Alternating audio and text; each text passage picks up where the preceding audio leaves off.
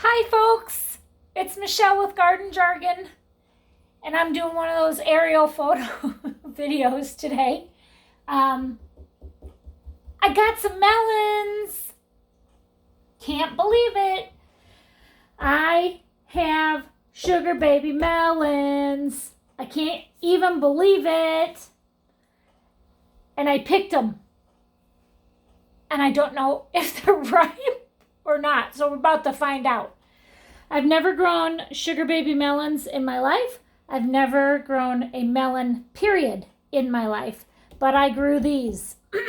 And unfortunately, I have grown in my garden at my house Benny Kodimas, sugar babies, and Kajari melons.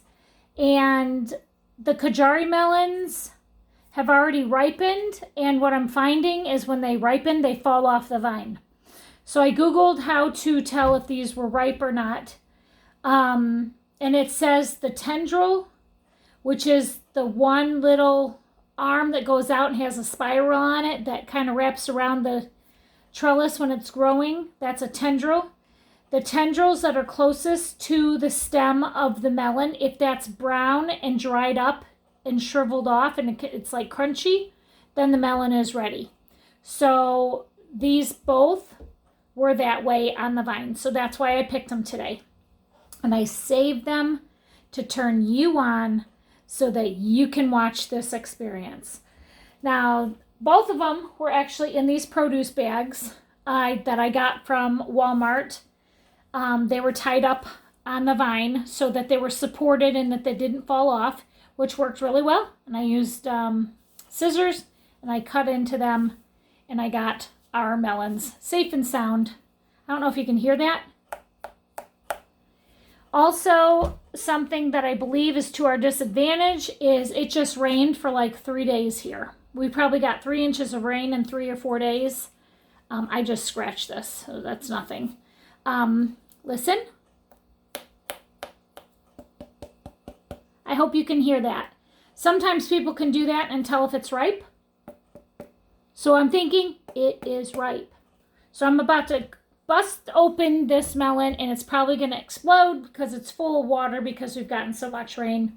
But again, this is the sugar baby melon. I've never even tasted this melon in my life. I'm so excited and I'm glad you're here to watch. Here we go. Exactly what I thought was going to happen. It exploded. So I'll go ahead and I'll cut through it. You see that? I just barely popped it.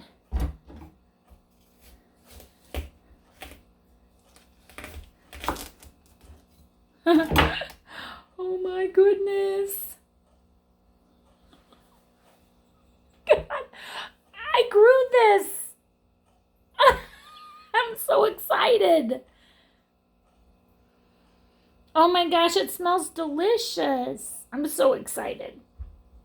So this is a sugar baby melon. I got the seeds from rareseeds.com from Baker Creek.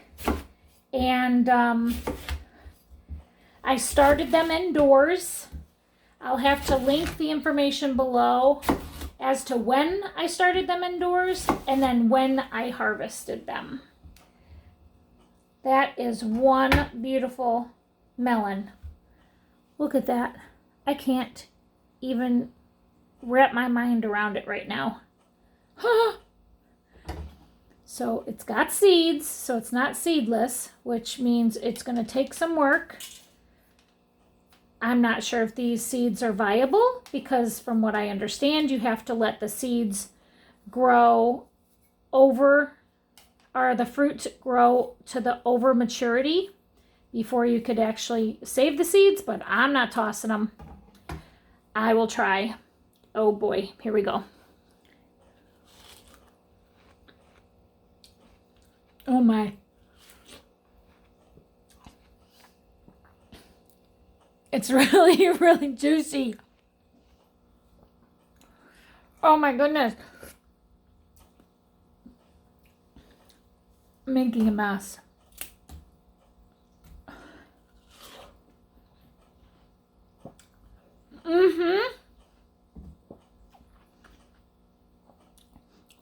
I can't even speak. Excuse me.